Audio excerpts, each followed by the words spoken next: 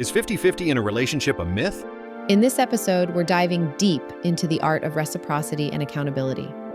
Get ready to learn how to communicate effectively, set healthy boundaries, and build a sustainable partnership based on mutual trust. This is about transforming your relationship for the better. Talk English Podcast. English podcast for learning English. Welcome back to the Talk English Podcast, the show where we have real conversations to help you learn real English. I'm John, and with me as always is my amazing co-host, Sarah. Hey everyone, we're so glad you've joined us for this episode. Before we dive into today's topic, we have a quick favor to ask. If you're enjoying our content, please take a moment to hit that like button, subscribe to our channel, and share this video with a friend. Your support helps us reach more people who want to improve their English. It really makes a huge difference. And today's topic is one that's close to everyone's heart: mutual responsibility in romantic relationships. What does that even mean, Sarah? Is it a 50-50 split on everything? That's a great question, John. And it's a common misconception. Many people think of it as a strict division of labor, like I do half the chores, you do the other half. But true mutual responsibility is much more nuanced than that. It's about reciprocity and both partners being accountable for their actions and emotions. It's not about keeping score, it's about being a team. You mentioned that true mutual responsibility isn't about a 50-50 split. Can you elaborate on that? What does it look like in real life? Absolutely. It's a common misconception that everything has to be perfectly equal all the time. Imagine a married couple, let's call them Mike and Emily. Mike might be handling the majority of the financial planning right now because Emily is focused on finishing her master's degree. She's putting in incredibly long hours studying, so he's stepping up to handle the bills, the budget, and the daily errands. In another scenario, Emily might be taking on most of the household chores, like cooking, cleaning, and managing the kids' schedules, because Mike has a particularly demanding project at work that requires him to travel frequently. That's not a 50-50 split in terms of tasks, but it is a reciprocal partnership. They are both giving what they can, when they can, to support the other person's goals and the well-being of the relationship as a whole. It's about being a team, not keeping score. The effort might fluctuate based on life circumstances, but the intention to support each other is constant. It's about a shared commitment to the partnership's success, even if the roles change over time. That makes a lot of sense. So it's more about flexibility and understanding than a rigid rule. But how do couples get to that point? It seems like it requires a lot of trust and communication.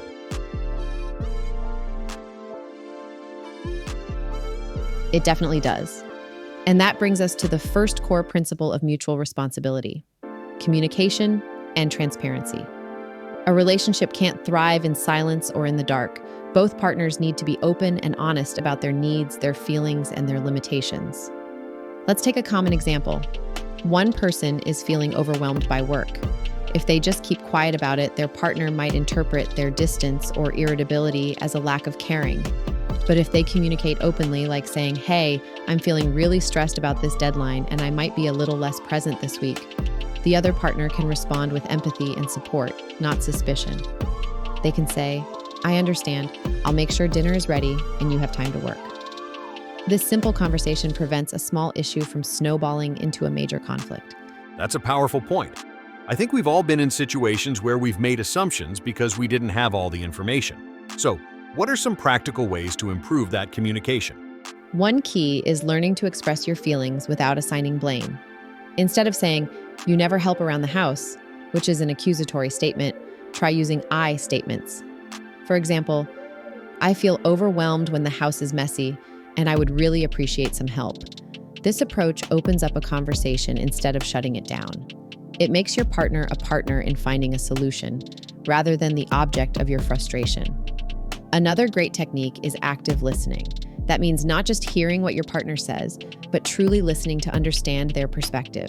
You can show this by paraphrasing what they said. So, "If I'm hearing you correctly, you feel like your workload is preventing you from spending quality time with me. Is that right?" This shows you're engaged and allows your partner to clarify if you misunderstood. That's a great actionable tip. It shifts the focus from an attack to a genuine need. And it leads us to our first question for our audience. We'd love to hear from you in the comments. How do you and your partner handle difficult conversations or disagreements? What communication strategies have worked for you? We'll be checking out your answers after the show.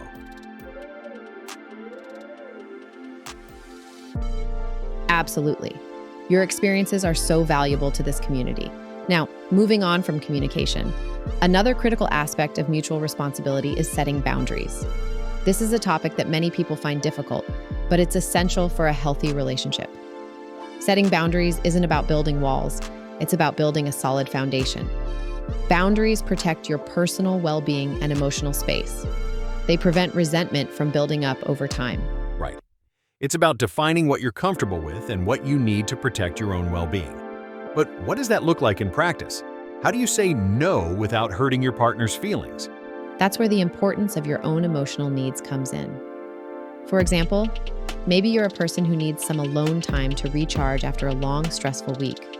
It's okay to say, I love spending time with you, but I need a couple of hours to myself to read a book and decompress. This is a clear, respectful boundary. It's not a rejection of your partner, it's an act of self-care. It communicates that while you prioritize the relationship, you also prioritize yourself, which is necessary to be a good partner. A partner who respects your boundaries is a partner who respects you. For anyone who struggles with this, we actually have a great video on our channel you should check out. It's called The Secret to Saying No and Why It's Good for You. That sounds incredibly helpful. And speaking of helpful resources, don't forget that you can download the PDF transcript of this podcast. It includes all the vocabulary we're discussing, plus quizzes and grammar exercises to help you practice. Just check the link in the description to get your copy.